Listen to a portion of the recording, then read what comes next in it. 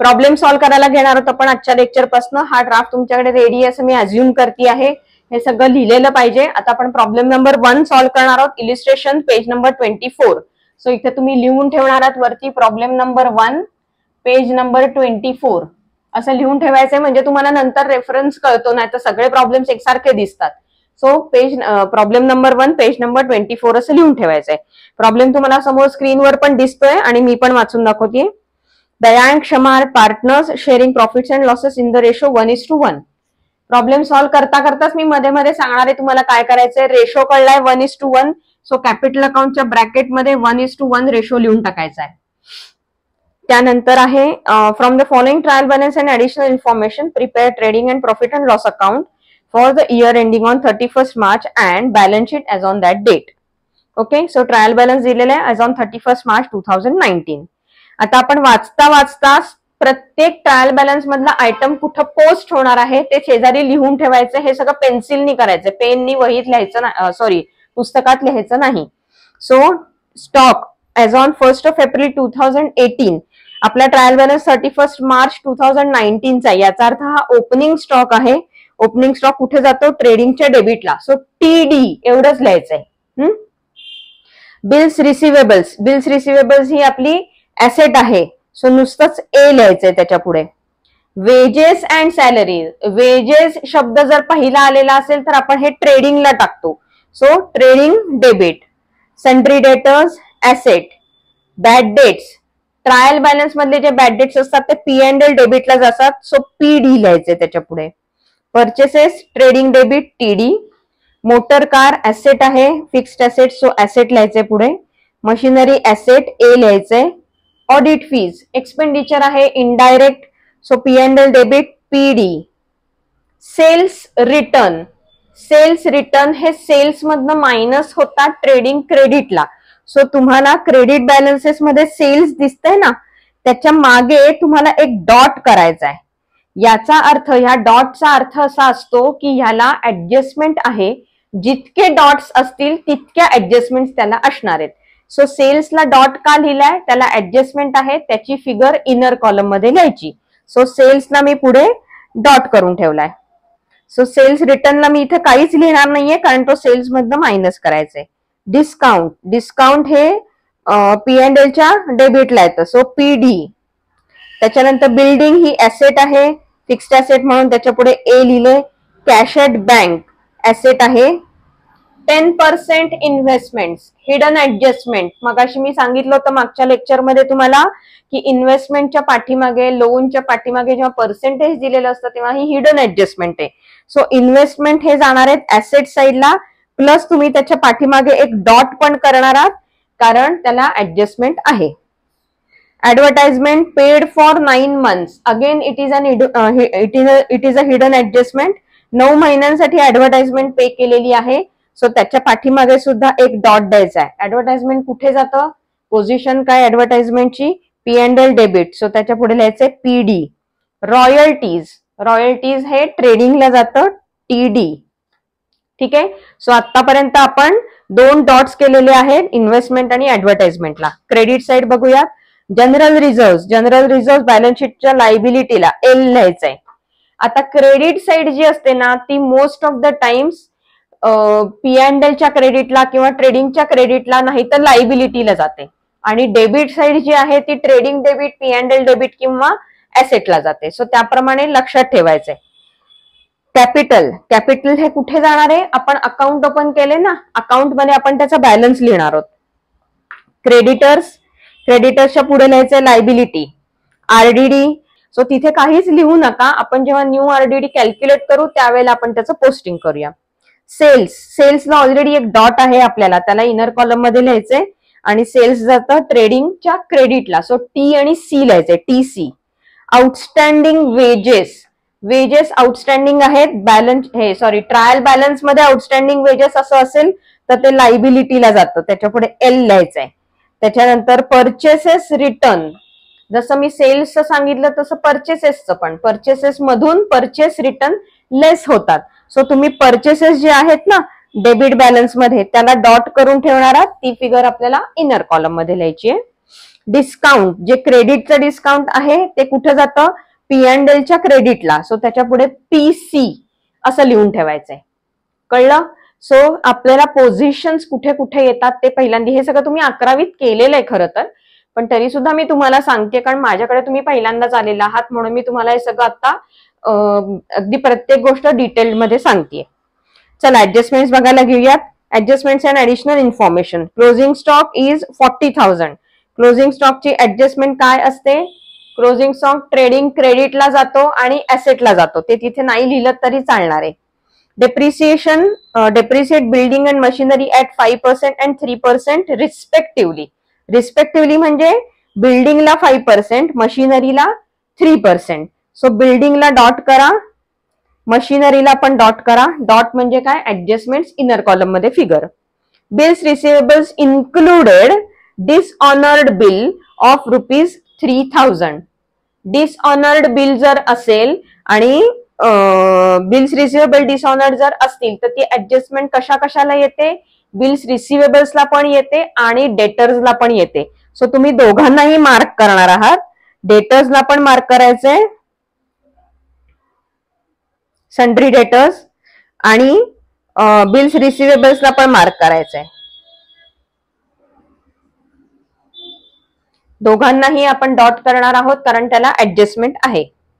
Goods worth ₹1,000 taken by Daya for personal use was not entered in the books of accounts. Daya कोण आहे? One of the partners. So दयानी जर कुठलीही गोष्ट personal use साठी business मधनं घेतलेली असेल तर त्याला ड्रॉइंग्स म्हणतात. So goods are going out of the business. When the goods are going out then it is recorded on the trading credit side, आणि ड्रॉइंग्स आहे म्हणून कॅपिटलच्या डेबिटला लिहिणार आहोत आपण. ते ऍडजस्टमेंट करताना मी तुम्हाला सांगेन. हे जर तुम्हाला समजत नसेल तर आता मी जेव्हा सांगते तेव्हाच तुम्ही ऍडजस्टमेंट्स मध्ये त्याचे पोझिशन लिहून ठेवली तरी चालेल. इफेक्ट्स कुठे कुठे येणार आहेत ते लिहून ठेवा. Trading credit, capital debit. Write off 1,800 as bad debts and maintain RDD at 5% on sundry debtors. आपल्याला बॅड डेट्स पण करायचे आणि RDD पण करायचे. सन्ड्री डेटर्सला ऑलरेडी एक डॉट होता आपला बिल्स रिसिवेबल्स डिसऑनर्डचा, त्याच्यातच आपण बॅड डेट्स आणि RDD चे अजून 2 डॉट करणार आहोत. म्हणजे तिथे टोटल 3 डॉट झाले. सन्ड्री डेटर्सला 3 ऍडजस्टमेंट्स आहेत. Goods of ₹6,000 were sold but no entry was made in the books of accounts. Goods are sold, no entry. Unrecorded sales म्हणजे सेल्सला अजून एक ऍडजस्टमेंट आहे. सेल्सला अजून एक डॉट करा अनरेकॉर्डेड सेल्सचा. आणि डेटर्स वाढणार आहेत. सेल केलं की काय वाढतं? डेटर्स वाढतात. सो सेकंड इफेक्ट डेटर्सना द्यायचंय म्हणून डेटरच्या इथे अजून एक डॉट करायचा आहे. सो आता काय झालंय? सन्ड्री डेटर्स मध्ये 4 डॉट झालेत. 4 ऍडजस्टमेंट्स आहेत सन्ड्री डेटर्सना. ठीक आहे, इथे आपल्या ऍडजस्टमेंट संपतायत. आता आपण एक एक पोस्टिंग करायला घ्यायचं आहे. पोस्टिंग करताना ज्याला डॉट दिलेले आहेत ते इनर कॉलम मध्ये लिहायचे. मी तुम्हाला आता लिहिल्यानंतर जेव्हा आपण सगळ्या ऍडजस्टमेंट्स कुठे कुठे पोस्ट होणार आहेत ते सगळं लिहिल्यानंतर कसं दिसतंय त्याचा एक फोटो आता पाठवते. तो बघा तुम्ही. आता स्क्रीनवर दिसतोय तो तुम्हाला. तो बघितल्यानंतर तुमच्या लक्षात येईल तुम्हाला कसं लिहायचंय ते. कळलं? सो आता आपण हे पोस्टिंग करायला सुरुवात करू. सगळ्यात पहिल्यांदा आहे स्टॉक. स्टॉक हा आहे ओपनिंग स्टॉक. सो ट्रेडिंगच्या डेबिटला लिहायचंय टू ओपनिंग स्टॉक. स्टॉकला ऍडजस्टमेंट नसते. अमाऊंट आहे त्याची 65,000. आता लिहिताना मी सांगितलं कसं तुम्हाला लिहायचं? कॉमा करून, कॉमा मेथडनी लिहायचं आहे. सो कॉमा आधी करायचा आहे आणि मग नंतर 65,000 असं लिहायची amount. Bills receivables. Bills receivables कुठे येणार आहेत? ऍसेटमध्ये. पण ऍसेटमध्ये आधी आपल्याला काय लिहायचं असतं? फिक्स्ड ऍसेट्स लिहायचे असतात. सो आपल्याला जवळपास एक 5-6 ओळी वरच्या सोडायच्या आहेत. 7 एक ओळी वरच्या सोडा आणि मग लिहायचंय बिल्स रिसिवेबल्स. या का ओळी सोडल्यात वरती मी कळलं ना तुम्हाला? मशिनरी आहे, बिल्डिंग आहे, मोटर कार आहे, हे सगळं वर लिहायचंय आपल्याला म्हणून मी ओळ सोडल्या आहेत वरती. सो बिल्स रिसिवेबल्सला ऍडजस्टमेंट आहे त्याला डॉट दिसतोय. सो इनर कॉलम मध्ये फिगर येणार आहे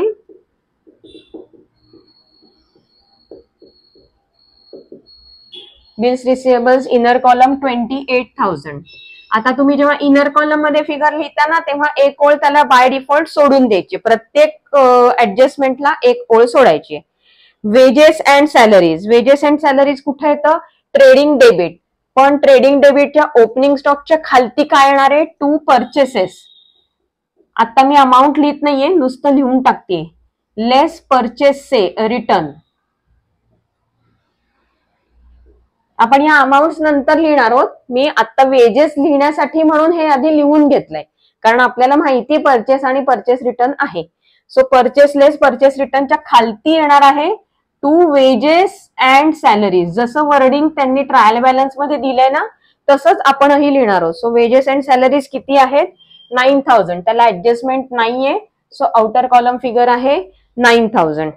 त्यानंतर आहे सन्ड्री डेटर्स. सन्ड्री डेटर्सला भरपूर ऍडजस्टमेंट्स आहेत. बिल्स रिसिवेबल्सच्या खाली सन्ड्री डेटर्स लिहिणार आहोत, एक ओळ सोडायची. बिल्स रिसिवेबलला ऍडजस्टमेंट आहे आणि मग लिहायचंय सन्ड्री डेटर्स. सन्ड्री डेटर्सला टोटल 4 ऍडजस्टमेंट्स आहेत. अमाऊंट आहे 1,32,500 इनर कॉलम, 1,32,500 इनर कॉलम. 4 ऍडजस्टमेंट्स असतील तर मिनिमम 4 ओळी प्लस एक ऍडिशनल 5वी ओळ असं सोडायचंय. सो टोटल तुम्ही 5 ओळी सोडणार आहात सन्ड्री डेटर्सना. बॅड डेट्स, बॅड डेट्स कुठं येतं? पी अँड एलच्या डेबिटला. आता पी अँड एलच्या डेबिटला डायरेक्ट फर्स्ट लाईन वरती बॅड डेट्स लिहायचे नाहीये. रादर पी अँड एलची फर्स्ट लाईन आपल्याला इकडचा ग्रॉस प्रॉफिट किंवा ग्रॉस लॉस ब्रॉट डाऊन करायचा असतो की नाही, त्यासाठी फर्स्ट लाईन मोकळी सोडायची असते. सेकंड लाईन पासून पी अँड एल लिहायचं. पण मी तुम्हाला पी अँड एलचं पोझिशनिंग काय सांगितलंय? सगळ्यात पहिल्यांदा इनडायरेक्ट एक्सपेन्सेस येतात आणि मग आपल्याला लॉसेस आणि हे सगळं बुक करायचंय. बॅड डेट्स ह्या लॉसेस आहेत की नाही, सो पहिल्यांदा एक 4-5 ओळी सोडा आणि मग लिहा टू बॅड डेट्स. बॅड डेट्सला ऍडजस्टमेंट आहे, बॅड डेट्सला ऍडजस्टमेंट आहे. आता बॅड डेट्सला ऍडजस्टमेंट आहे असं मी का म्हणतेय, त्याला डॉट करा, कारण ज्या बॅड डेट्स आपल्याला ऍडजस्टमेंट्स मध्ये दिलेल्या आहेत त्या पण आहेत, प्लस आरडीडीची ऍडजस्टमेंट आपण बॅड डेट्सच्या थ्रू करणार आहोत. सो बॅड डेट्सला आपल्याला टोटल 4 लाईन सोडायच्या आहेत, कारण bad debts old, bad debts new, RDD old आणि आरडीडी न्यू हे सगळं आपल्याला बॅड डेट्सच्या थ्रूच ऍडजस्टमेंट करायच्या. सो तिथे मिनिमम 4 ते 5 ओळी आपल्याला लागणार आहेत. बॅड डेट्सची अमाऊंट आहे इनर कॉलम मध्ये 1,000. सो ही जी 1,000 अमाऊंट आहे ह्याच्या पुढे आपण 4 ओळी मिनिमम सोडायच्या आहेत. आता आहे परचेसेस. परचेसेस किती आहेत? 1,48,000 इनर कॉलमची फिगर आहे. 1,48,000 परचेसेस. त्याच्यानंतर मोटर कार ऍसेट आहे. मोटर कारला ऍडजस्टमेंट नाहीये, सो फिक्स्ड ऍसेट मधलं पहिलं येणार आहे motor car. Directly outer column मध्ये फिगर लिहिली तरी चालणार आहे. अमाऊंट आहे 68,000. त्यानंतर मशिनरी. मशिनरी मोटर कारच्या इथेच खाली लिहायची मशिनरी. इनर कॉलम फिगर आहे कारण मशिनरीला ऍडजस्टमेंट आहे डेप्रिसिएशनची. 1,14,800 कॉमा देऊन लिहा 1,14,800. Audit fees. ऑडिट फीज हे प्रॉफिट अँड लॉस अकाउंटच्या डेबिटला जातात. फर्स्ट लाईन सोडायची आहे ग्रॉस प्रॉफिट ग्रॉस लॉस लिहायला. सेकंड लाईन पासून लिहायचंय टू ऑडिट फीज. त्याला ऍडजस्टमेंट नाहीये, सो ऑडिट फीजची अमाऊंट आहे 1,200 आउटर कॉलम. त्यानंतर आहे सेल्स रिटर्न. सेल्स रिटर्न आपण काय म्हटलं होतं? सेल्स मधनं लेस करायचंय. सो सेल्स कुठे लिहायची? ही फर्स्ट लाईन सोडून द्यायची. परचेस आणि सेल्स शक्यतो एकाच ओळीत लिहू देत. सो जिथे परचेसेस लिहिलं तिथेच त्याच्या शेजारी लिहायचे बाय सेल्स आणि त्याच्या खाली लिहायचे लेस सेल्स रिटर्न्स. सो आता आपल्याकडे सेल्सची फिगर आता लिहित नाहीये कारण आपण सिक्वेन्स घेऊन चालतोय. सो सिक्वेन्सनी जात असताना आपण अमाऊंट्स कुठल्या मिस होऊ नयेत म्हणून सिक्वेन्सनी जातोय. सेल्स रिटर्नची फिगर आधी लिहू, सेल्सची नंतर लिहूयात. सेल्स रिटर्न आहे 2,000. इनर कॉलम मध्ये लिहायचं आहे 2,000. मायनस लेस करायचंय, सो मायनस लिहायला पाहिजे इथे. त्यानंतर डिस्काउंट आहे, डेबिटचं आहे, त्याच्यामुळे पी अँड एलच्या डेबिटला 2,300. सो 2 बॅड डेट्सच्या वरती मी लिहिते 2 डिस्काउंट, कारण बॅड डेट्सच्या ऍडजस्टमेंट्स आपल्याला 4-5 करायच्या आहेत आणि डिस्काउंट हा सुद्धा आपला लॉसच आहे. सो बॅड डेट्सच्या जवळच लिहायचा आहे तो. Discount 2,300 outer column figure. आता लिहिताना मी बरोबर एकाखाली एक लिहिते बरं का, तुम्ही पण तसंच लिहायची सवय लावा अगदी पहिल्या प्रॉब्लेम पासून.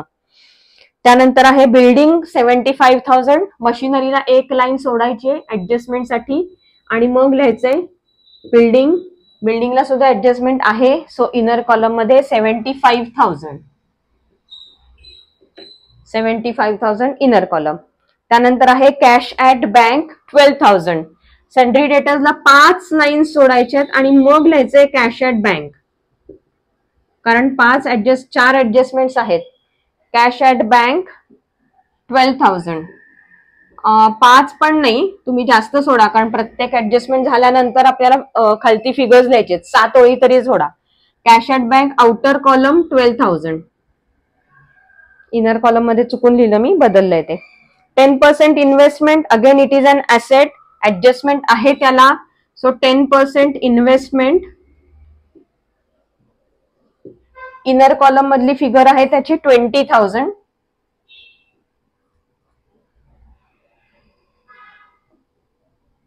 कॅश ऍट बँक मी थोडं वर लिहिते, खाली जागा नाही पुरत आहे मला.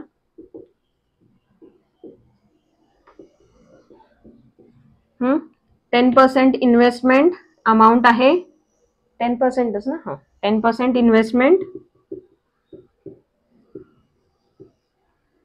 अमाऊंट त्याची आहे 20,000. इनर कॉलम आपल्याला त्याला इंटरेस्टची ऍडजस्टमेंट करायची. Advertisement paid for 9 months. Advertisement हा आपला एक्सपेंडिचर आहे आणि त्याला ऍडजस्टमेंट आहे. ऑडिट फीच्या खालती लिहिते मी to advertisement. Inner column figure आहे त्याची 4,500. त्याची ऍडजस्टमेंट आहे. वर्किंग नोट पण करायची आहे त्याची. रॉयल्टीज ट्रेडिंग डेबिटला जातात. 2 रॉयल्टीज 3,000. अमाऊंट एका खाली येऊ देत, कॉमा एका खाली येऊ देत. झालं. डेबिट साइड झाली पोस्ट करून. क्रेडिट साइड करूया. General reserve 14,500. आता आपल्याला लायबिलिटी साइडला हे आधी तुम्ही लिहून टाकणार आहात.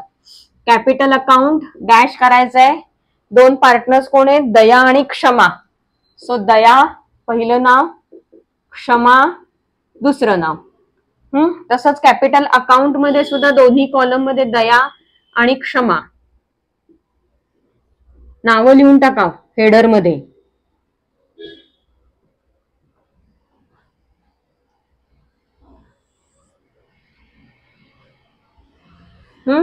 आता कॅपिटल अकाउंट मध्ये मी दया क्षमा नावं का लिहून टाकली? कारण कॅपिटलचा बॅलन्स नंतर तिकडे जाणार आहे.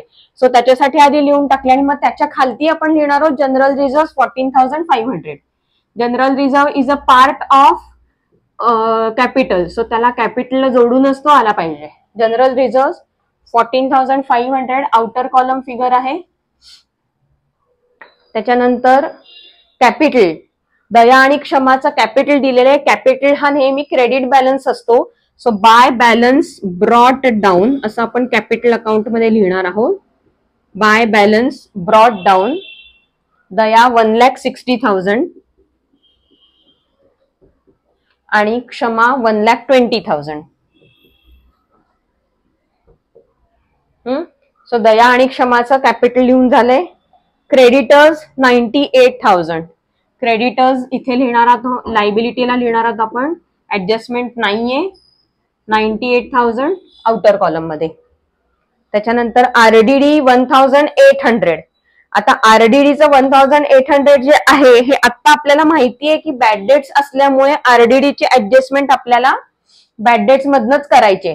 मी मगाशी तुम्हाला काय सांगितलं होतं, जेव्हा आरडीडी आपलं ट्रायल बॅलन्स मध्ये असेल आणि ती क्रेडिट बॅलन्स असेल तर तो बॅड डेट्स मधनं लेस होणार आहे. तुम्हाला बॅड डेट्सची ऍडजस्टमेंट आठवते का?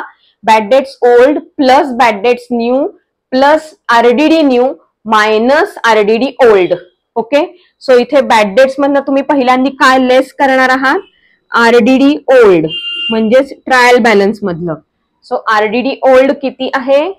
1,800. इथे मायनस साइन लिहायचे 1,800. हे प्लस मायनस नंतर करूयात, नाहीतर इथे -800 दिसतंय मॅडम असं म्हणू नका. अजून ऍडजस्टमेंट व्हायच्या आहेत आपल्या. मी नुसतं लिहिलंय आता.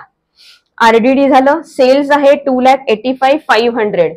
सेल्स 2,85,500. एका खाली एक बरोबर फिगर्स यायला पाहिजेत तुमच्या. बघून लिहा. Outstanding wedges 700. आउटस्टँडिंग वेजेस ही आपली लायबिलिटी आहे, सो ती इथे येणार आहे outstanding wedges, liability side 700.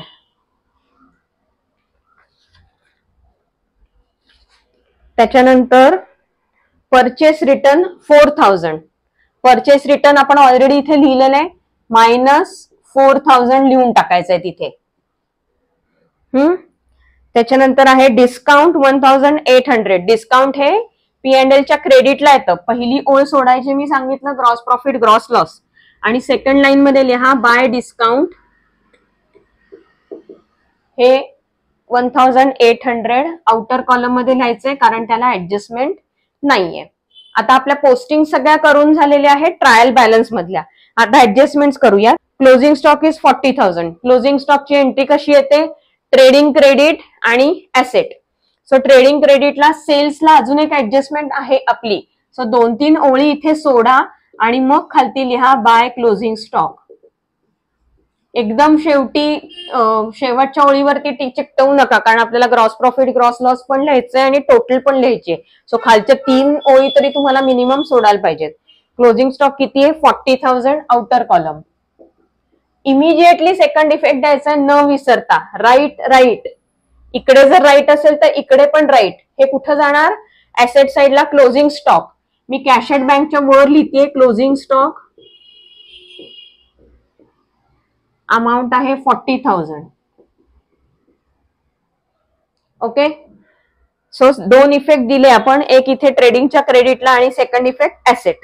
Depreciate building and machinery at 5% and 3% respectively. बिल्डिंगला किती आहे, 5% आहे. सो बिल्डिंगच्या तिथे खालती लिहिणार आहात less depreciation at 5%. Less depreciation at 5%. 5% depreciation कोणावरती, बिल्डिंग वरती आहे. आता हे 5% तुम्ही पटकन कॅल्क्युलेट कसं कराल ते मी सांगते. 10% म्हणजे एक झिरो गेला, 7,500. 7,500 च्या हाफ म्हणजे 5%. सो 7,500 च्या हाफ म्हणजे किती झाले,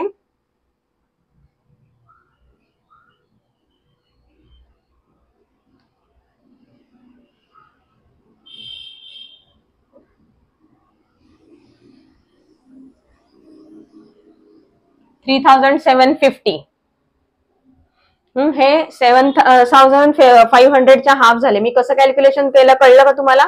10% करायचा आधी म्हणजे एक झिरो काढायचा, उरलं काय 7,500. 7,500 च्या हाफ केलं तर तुम्हाला 5% मिळतं.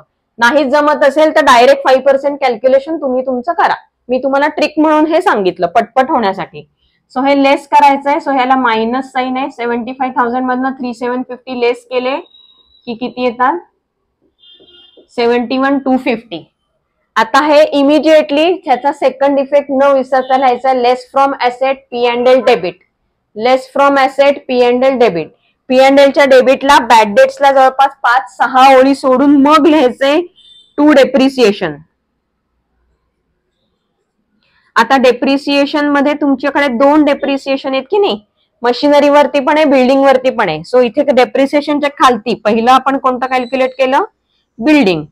बिल्डिंगचं डेप्रिसिएशन इनर कॉलम मध्ये 3,750. 2 ओळी लिहू नका, depreciation on building, depreciation on machinery, दोन्हीचं अकाउंट सेमच आहे डेप्रिसिएशन. सो अकाउंट काय आहे, टू डेप्रिसिएशन, पहिलं बिल्डिंग 3,750. आणि आता मशिनरी वरती 3% आहे.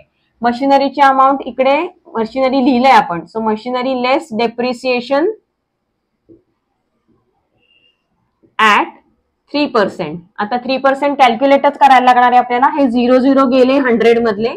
सो आता आपल्याला 1148 इंटू 3 करायचंय.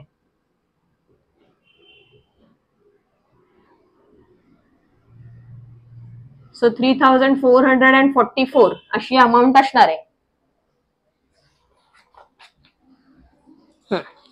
सो 3,444 1,14,800 मध्ये आपल्याला लेस करायचे.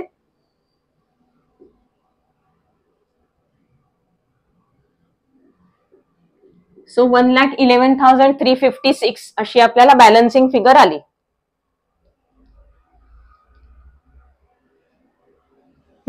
इमिजिएटली हे डेप्रिसिएशनचा second effect, less from asset P&L debit. Second effect अजिबात विसरू नका, एक जरी अमाऊंट विसरली तरी बॅलन्स शीट मॅच नाही होणार तुमची. सो बिल्डिंगच्या खालती लगेच लिहायचंय मशिनरी 3444. आता डेप्रिसिएशन झालं, सो आउटर कॉलम मध्ये फिगर लगेच टोटल लिहून टाका. 7194. सो ही झाली आपली आउटर कॉलमची डेप्रिसिएशनची टोटल. सेकंड इफेक्ट देऊन झालेत. तिसरं वाचूया. Bills receivable included dishonoured bill of ₹3000. Dishonoured bill असेल तर काय करायला सांगितलंय, बिल्स रिसिवेबल्स मधनं लेस करायचं आणि डेटर्सची अमाऊंट वाढवायची. का? कारण बिल डिसऑनर झाल्यामुळे ते बिल आता कॅन्सल करून डेटर्स मध्ये ती अमाऊंट आपल्याला ऍड करायची. सो बिल्स रिसिवेबल्स डिसऑनर्ड मध्ये बिल्स रिसिवेबल्स मधनं लेस करायचं, सन्ड्री डेटर्स मध्ये ऍड करायचं. सो इथे काय लिहायचंय, लेस डिसऑनर्ड. डिसऑनर्ड बिल कितीच आहे, 3000. सो लेस 3000 म्हणजे आउटर कॉलम मध्ये फिगर आली 25,000. डेटर्स मी थोडेसे वर शिफ्ट करते, त्याच्या ऍडजस्टमेंटला जागा मिळायला पाहिजे म्हणून.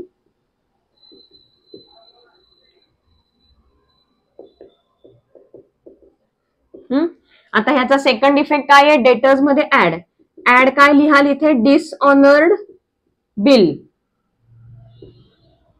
ऍड डिसऑनर्ड बिल अमाऊंट आहे 3000. हे आपल्याला ऍड करायचंय. आता मी इथे साईन देत नाहीये प्लसची, जर मायनस असेल तरच मी साईन देते. हे आपल्याला इथे ऍड करायचंय. नेक्स्ट काय आहे, goods worth ₹1000 taken by Daya for personal use was not entered in the books. Goods worth ₹1000 taken by Daya म्हणजे हे ड्रॉइंग्स आहेत. ड्रॉइंग्स आपण कुठे लिहितो, ट्रेडिंगच्या क्रेडिटला. क्लोजिंग स्टॉकच्या वर लिहायचंय by goods withdrawn by partner. Daya लिहिते मी, दया म्हणजे तिचं नाव लिहिते. So goods withdrawn by Daya किती आहेत, वर्थ ₹1000. आउटर कॉलम मध्ये फिगर आहे 1000. आता हे ड्रॉइंग्स आहेत की नाही, सो कॅपिटलच्या डेबिटला येणार आहे 2 ड्रॉइंग्स. ब्रॅकेट मध्ये लिहायचंय गुड्स विथड्रॉन. कोणी घेतले, दयानी. सो दयाच्या इथल्या कॉलम मध्ये 1000 येणार, क्षमाच्या कॉलम मध्ये डॅश येणार आहे. Write off 1800 as bad debts and maintain RDD 5%. एक एक करूयात. बॅड डेट्स आधी करू. Write off 1800 as bad debts, less from debtors P&L debit. So sundry debtors मध्ये लेस लिहायचंय बॅड डेट्स. इथे कुठेही शॉर्ट फॉर्म्स वापरू नका, BD वगैरे असं काही लिहायचं नाहीये. लेस बॅड डेट्स 1500. मायनस साईन लिहिते मी कारण हे लेस करायचंय. आता तुमच्यासाठी मी एक सांगते की माझ्याकडे म्हणजे मी लिहिताना पटापट कॅल्क्युलेशन करू शकते म्हणून मी असं लिहिते. तुम्हाला जर कॅल्क्युलेशन मध्ये प्रॉब्लेम येत असेल ना, तर तुम्ही आधी हे प्लस करून काय आन्सर येईल ते खाली लिहून टाका. मग पुन्हा बॅड डेट्स लेस करून आन्सर लिहिलं तरी चालणार आहे. फक्त त्यांनी काय होतं, ओळी उगाच वाढत जातात. म्हणून जे प्लस मायनस आहेत ते मी लिहिते इथे. पर्सेंटेज असेल तर मात्र आपल्याला तिथे टोटल करायला लागणार आहे. Less from asset P&L debit. Bad debts already इथे लिहिलेलं आहे, त्याच्यात ऍड करायचंय ऍड बॅड डेट्स न्यू. याला काय म्हणायचं, add bad debts new plus 1800. इथे लेस केलं P&L डेबिटला बॅड डेट्स मध्ये, न्यू बॅड डेट्स म्हणून ऍड केलं. Write off RDD as 5%. Sorry, maintain RDD at 5%. आता तुम्हाला डेटर्सचा सिक्वेन्स आठवतोय का? सिक्वेन्स मध्ये मी RDD आणि डिस्काउंट सगळ्यात शेवटी करायचं म्हणून सांगितलंय. आता जर चुकून तुम्ही इथे बॅलन्स काढलात आणि त्याच्यावर 5% RDD दाखवलं तर पुढची ऍडजस्टमेंट आहे goods 6000 were sold no entry was made. ही डेटर्सला करायची ऍडजस्टमेंट आहे. मग ती तुम्ही नंतर केलीत ना तर तुमचं अकाउंट चुकणार. सो सगळ्या ऍडजस्टमेंट झाल्यानंतर जे डेटर्स उरणार आहेत त्याच्यावर RDD मेंटेन करायचंय. सो आता RDDचा आपण थोडंसं होल्ड करणार आहोत. त्याच्या आधी आपण पुढची जी ऍडजस्टमेंट आहे ती करून घ्यायची. Goods of ₹6000 were sold but no entry was made in the books. ती ऍडजस्टमेंट आपण आधी करू. ती ऍडजस्टमेंट काय आहे, गुड्स सोल्ड केलेले आहेत म्हणजे सेल वाढलेला आहे. सो ऍड इथे वर्डिंग काय वापरायचंय, अनरेकॉर्डेड सेल्स. इथं लिहिताना लिहिणार आहोत आपण अनरेकॉर्डेड सेल्स वर्थ ₹6,000, बरोबर ना? 6,000. आता इथे ऍड केलं, राईट डेटर्स मध्ये पुन्हा ऍड करायचंय, ऍड अनरेकॉर्डेड सेल्स. का? कारण सेल्स झाल्यानंतर आपलं डेटर्स वाढणार आहेत, म्हणून अनरेकॉर्डेड सेल्स मध्ये ₹6,000 ऍड करायचे. जी ऍडजस्टमेंटची अमाऊंट आहे तीच दोन्हीकडे लिहायची. सो आता काय झालं, अनरेकॉर्डेड सेल्सची एंट्री झाली. आता एकच एंट्री आपली राहिली आहे आरडीडीची, ऍडजस्टमेंटची, ती आपण म्हणजे डेटर्सच्या बाबतीतली. मग आता आपण आरडीडी करू शकतो. त्याकरता आधी आपल्याला हे सगळं प्लस मायनस करून एक फिगर काढायचे ज्याच्यावर 5% आपण आरडीडी चार्ज करणार आहोत. सो हे प्लस मायनस करून फिगर इथे किती येणार आहे?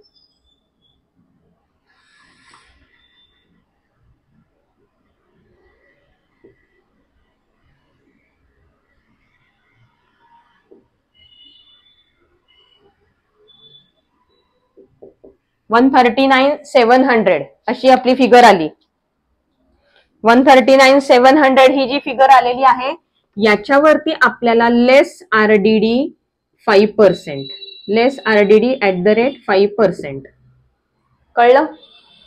सो ही जी 139,700 ही फिगर आली ही मगाशी चुकली असती जर तुम्ही अनरेकॉर्डेड सेल्स जर न लिहिता केलं असतं तर. आता ह्याच्यावरती 5% कॅल्क्युलेट करायचे, 0 काढून टाकले, 5% नी कॅल्क्युलेशन करू.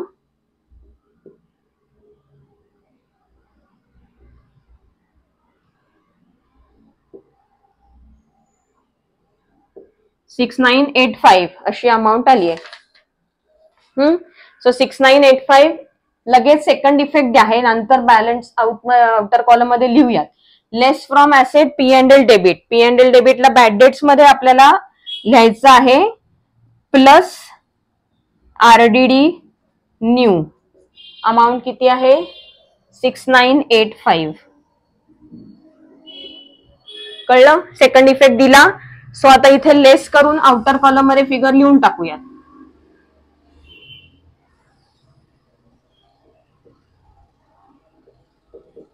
$1,32,715 अशी फिगर आली आउटर कॉलम मध्ये. ठीक आहे.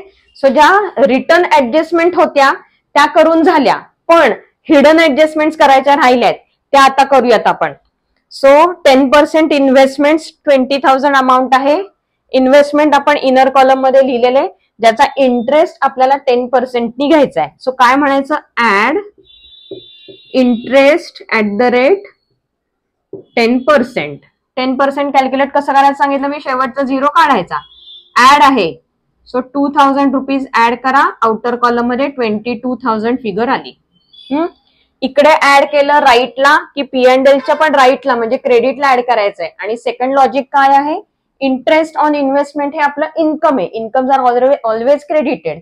P&Lच्या क्रेडिटला डिस्काउंटच्या खाली लिहायचंय by interest on investment. Amount किती आहे? 2,000. ओके. आता सेकंड हिडन ऍडजस्टमेंट होती आपली advertisement paid for 9 months 4,500. Advertisement paid for 9 months. So इथे ब्रॅकेट मध्ये लिहा 9 months. 9 months 4,500. आता मी वर्किंग नोट दाखवतेय जी तुम्ही बॅक पेज वरती जे तुम्हाला सांगितलं ना हे पेज टर्न केल्यानंतर आहे तिथे लिहायचंय. इथे मला जागा नाहीये, मी इथे लिहून दाखवते कसं लिहायचंय ते. सो वर्किंग नोट ऍडव्हर्टाइजमेंटची तुम्ही कशी लिहाल? ऍडव्हर्टाइजमेंट आउटस्टँडिंग हे कॅल्क्युलेट करायचंय आपल्याला. सो त्याच्या खालती लिहायचंय तुम्ही advertisement for 9 months is equal to 4,500. Therefore, for 1 month 4,500 upon 9 is equal to 500. एका मंथची किती झाली? 500. आता आउटस्टँडिंग किती आहे? 3 monthsची. 9 monthsची जर ऍडव्हर्टाइजमेंट पे केलेली आहे, 3 monthsची पे नाही केलेली, सो 3 monthsची आउटस्टँडिंग आहे. So outstanding advertisement for 3 months. Outstanding advertisement for 3 months is equal to 3 into 500 is equal to 1,500. असं तुमचं येणार आहे ऍडव्हर्टाइजमेंट. सो 1500 आउटस्टँडिंग ऍडव्हर्टाइजमेंटची एंट्री कशी करणार आपण? ही झाली तुमची वर्किंग नोट जी ह्याच्या बॅक पेजवर आहे. आता ही वर्किंग नोट मधली 1500 ही अमाऊंट कशाची कळली आपल्याला? It is still outstanding. Outstanding शब्द आला, ऍड करा. So advertisement add outstanding for 3 months. Add 1500 outer column मध्ये आली अमाऊंट 6000.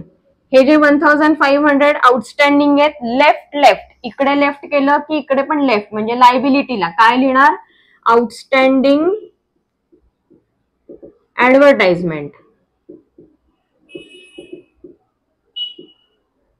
अमाऊंट ऍडव्हर्टाइजमेंटची 1500 घ्यायची आहे. इथे तुम्ही बऱ्याचदा मुलं कन्फ्युज होतात, हे 6000 घेतात. असं नाही करायचं. जी ऍडजस्टमेंटची एंट्री आहे ना 1500 रुपये, तेवढ्याचीच एंट्री इथे करा. हे चुकू नका बरं का अजिबात. Outstanding advertisement 1500. सो आपल्या सगळ्या ऍडजस्टमेंट करून झाल्यात, काहीही शिल्लक नाहीये. एकदा नजर टाका सगळ्या ह्याच्यावरनं आपण लिहिलंय का सगळं ते. आता काय करायचंय? आता आपल्याला टोटलिंग करायचंय.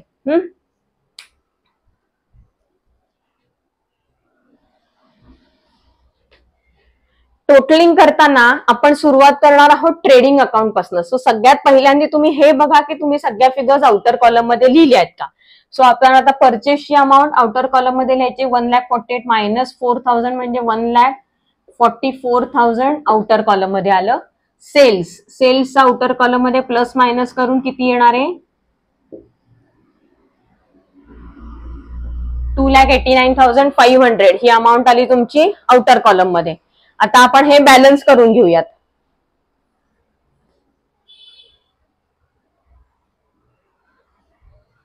बॅलन्सिंग करताना टोटल घ्यायची आहे.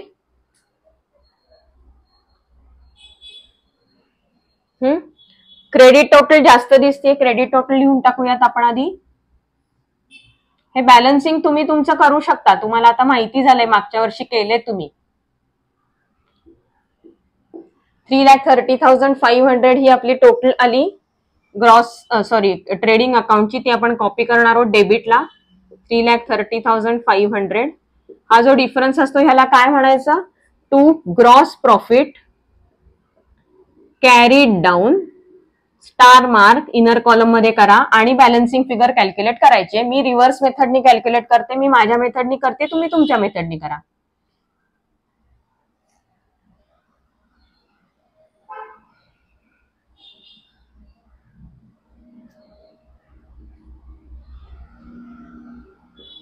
$2,09,500 असा बॅलन्स आला माझा. 1,09,000 कारण इथे ऑलरेडी इथे 1 लाख आहेत.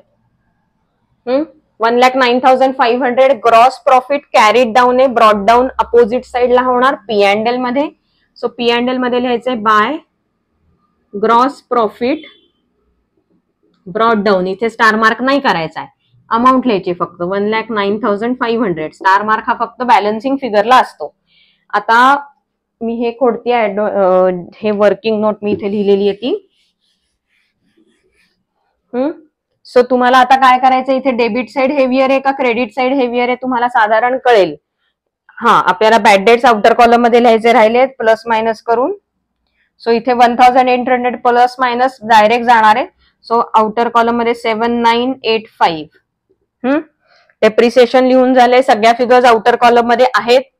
क्रेडिट साइड हेवियर दिसतीये, सो आपण क्रेडिटची टोटल घेणार आहोत.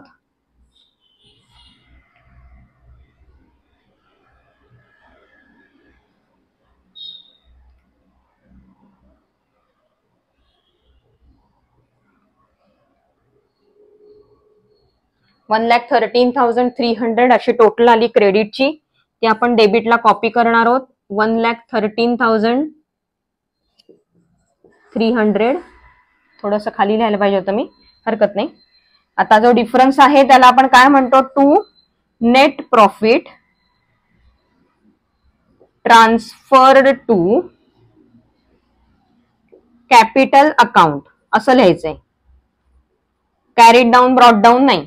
स्टार मार्क कारण बॅलन्सिंग फिगर आहे, बॅलन्स काढा.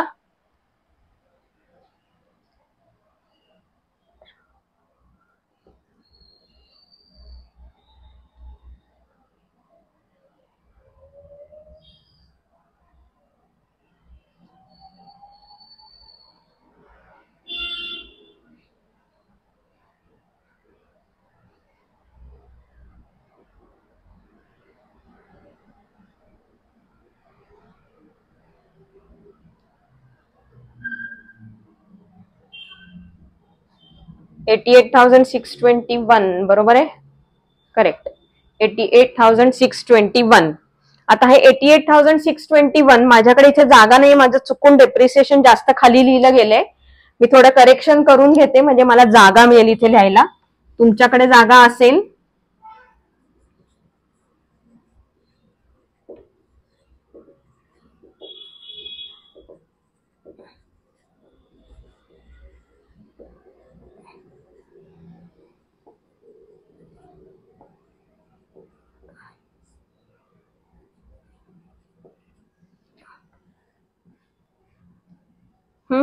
आता हे जे इथे आपण लिहिलं ना, to net profit transfer to capital account,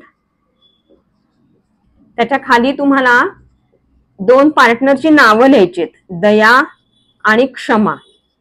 कारण आपल्याला हे डिस्ट्रीब्यूट करायचंय प्रॉफिट. हे किती आलंय प्रॉफिट आपलं 88,621. हे डिस्ट्रीब्यूट करायचंय दोन्ही पार्टनर्स मध्ये इक्वली, कारण आपला प्रॉफिट शेअरिंग रेशो 1:1 आहे. आता हे इक्वली डिस्ट्रीब्यूट करताना पॉइंट मध्ये येईल, कारण हे 621 आहे, इव्हन नंबर नाहीये हा इक्वली डिस्ट्रीब्यूट करताना. सो पॉइंट मध्ये फिगर्स नसतात लिहायच्या. सो तुम्हाला ते राऊंड ऑफ करण्यासाठी कोणाला तरी एकाला ₹1 जास्त द्यायला लागणार आहे. सो आता तुम्ही डिवाइड करताना काय करणार, 88,620 असे डिवाइड करा. सो 44,311 आपण दयाला देऊयात आणि 44,310 हे आपण क्षमाला देऊयात. दोघांची टोटल एवढी होतीये 88,621. एकाला कोणातरी ₹1 जास्त आहे. याचा सेकंड इफेक्ट इमिजिएटली कुठं द्यायचा आहे, P&Lच्या डेबिटला असेल तर कॅपिटलच्या सुद्धा क्रेडिटला जाणार, कारण आपल्याला ते कॅपिटलमध्ये पार्टनर्स मध्ये डिस्ट्रीब्यूट करायचे. नेट प्रॉफिट हे कॅपिटलच्या क्रेडिटला येतं, कारण ते पेएबल टू पार्टनर्स असतं. सो इथे by profit and loss account ब्रॅकेटमध्ये share in profit, by profit and loss account ब्रॅकेटमध्ये लिहायचंय share in profit. Share in profit म्हणजे किती आहे, 44,311 आहे दयाला आणि क्षमाला 44,310. आता सिक्वेन्स काय आपला, ट्रेडिंग बॅलन्स करायचं, त्याचा बॅलन्स P&L ला टाकायचा, P&L बॅलन्स करायचा, त्याचा बॅलन्स कॅपिटलला टाकायचा, कॅपिटल बॅलन्स करायचा, त्याचा बॅलन्स लायबिलिटी मध्ये कॅपिटल अकाउंटला टाकायचा आणि मग बॅलन्स शीट टॅली करायची. सो आता आपण कॅपिटल अकाउंट पहिलं बॅलन्स करून घेऊयात. दोघांच्याही क्रेडिटच्या फिगर जास्त दिसत आहेत आणि कॅपिटलला क्रेडिट बॅलन्सच असतो नेहमी. 164,310 क्षमाची टोटल आहे आणि 204,311 ही दयाची टोटल आहे.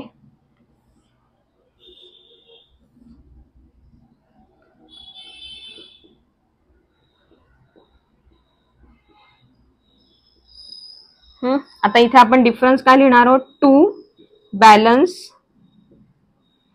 कॅरीड डाऊन स्टार मार्क ब्रॅकेटमध्ये लिहा टेकन टू बॅलन्स शीट.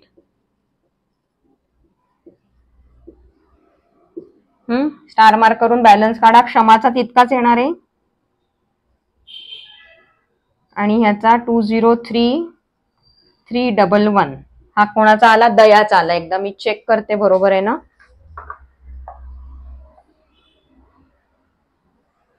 203,311 164,310.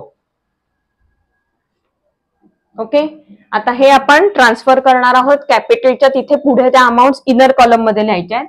दयाच्या पुढे 203,311 आणि 164,310 याची टोटल आउटर कॉलम मध्ये घ्यायची, जी कॅपिटल अकाउंट म्हणून असेल.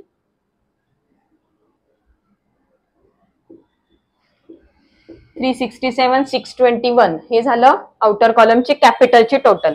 आता बॅलन्स शीट मॅच व्हायला पाहिजे आपली. चला टोटल करून बघूया.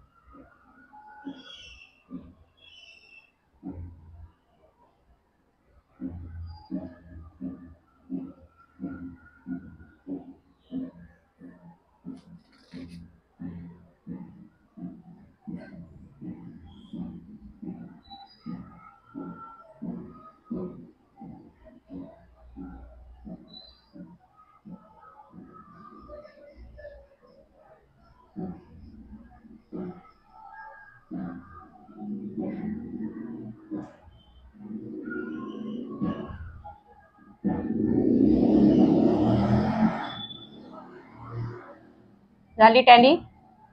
4,82,321 या अमाऊंटला बॅलन्स शीट आपली टॅली झाली आहे. ठीक आहे, कळलंय?